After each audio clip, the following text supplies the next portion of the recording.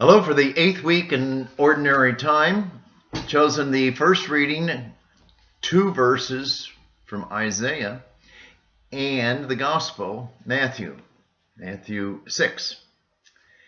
And the goal or the title of this is, what does it really take to jolt you into God? Or I ask myself that. What does it really take to jolt me into God? Well, this week, maybe it happened. This week, early in the week, I learned that a friend, a fellow priest, Father Will Frenzel, died, and he will be buried, and I went to his funeral on Friday. He's a couple of years above me in the seminary and in the priesthood. Just 2.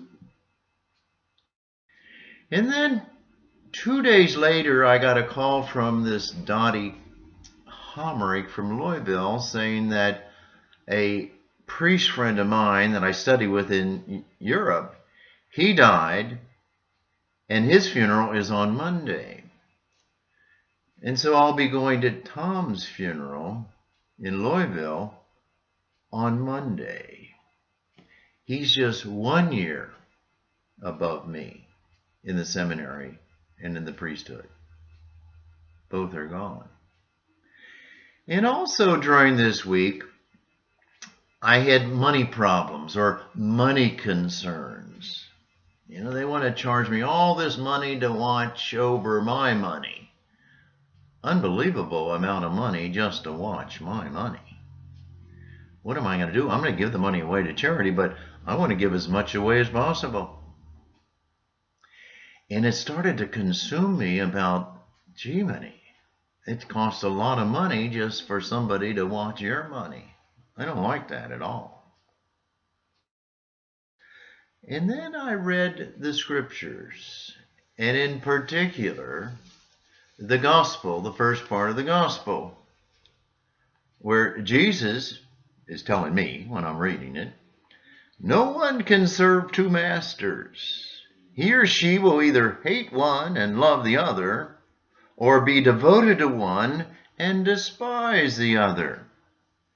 You cannot serve God and Mammon. God and Mammon. Well, I bet you know a lot about God, but I bet you don't know too much what that word Mammon means. So I looked it up in my little book. And it was good for me. Maybe good for you. Mammon is an Aramaic word, and the first translation of Mammon is property. So the more property you have, the wealthier you are. And sort of the second translation for Mammon is wealth. The more money you have, the wealthier you are. And I found that was speaking to me about God and wealth and property. And where do you connect with this? And then Jesus says that you cannot serve both. And in saying that, he said that, he talked about God and Mammon a few times, but sometimes he used it in a negative way, like today. And that, look, you can get so concerned about property and wealth and riches that that's more important than God. That you are worshiping that and not the one and true God. And so you can stray away into property and wealth and riches and concern. And I kept on asking myself, what does it take to jolt you into God? Well, I think 2 deaths of friends this week. I think over concern about money this week jolted me in reading these readings. God is the one that's really important and not these. Even though you have to deal with death, you have to deal with money. And you have to deal with giving your money away the closer you get to checking out. God is the important thing. And then I read the first reading from Isaiah. Only 2 sentences. But for me, this week, very powerful. And it says in Isaiah there, it says, Zion said, "The Lord has forsaken me. My Lord has forgotten me." Well, baloney. I might have forgotten the Lord, but the Lord has not forgotten me, nor has the Lord forgotten you. That's sentence 2. Can a mother forget her infant, be without tenderness for the child in her womb? Sentence 2. Really, there's 3 sentences, not 2. Sentence 2, with the answer Jesus gives, well, not Jesus, but God is saying to you and me through the prophet Isaiah, God is saying to me, even if she should forget, I will never forget you. And that is the dilemma or the situation. God will never forget me. God will never forget you. But I can forget God.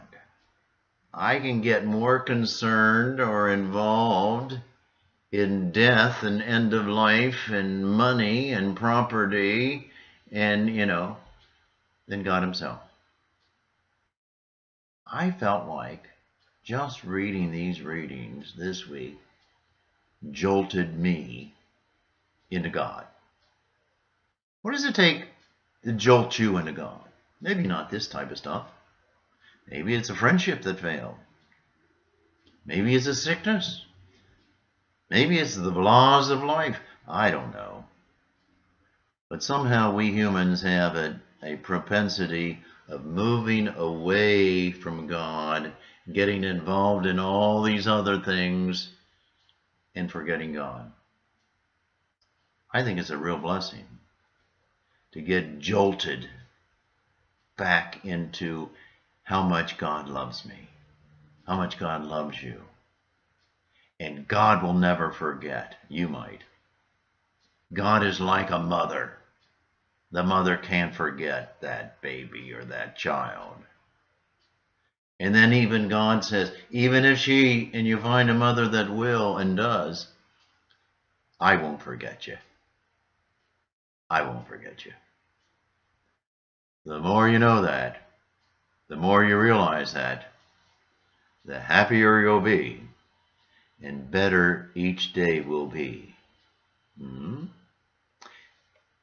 Have a good day.